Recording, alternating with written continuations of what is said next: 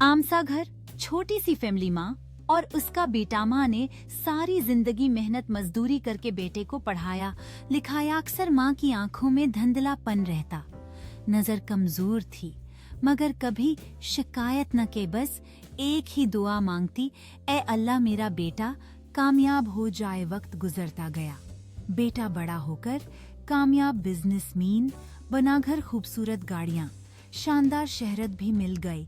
लेकिन माँ की आंखों की बीमारी बढ़ती गई। बेटे ने एक दिन माँ का हाथ थामा और बोला, अम्मी आज आप मेरे साथ चलें।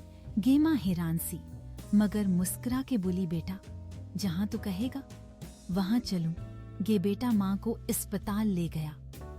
माँ की आंखों का ऑपरेशन हुआ। कुछ दिन बाद जब पट्टियां खुली तो माँ ने बरसों बाद साफ साफ दुनिया देखे। सबसे पहले उसने अपने बेटे को देखा जो सामने खड़ा मुस्कुरा रहा।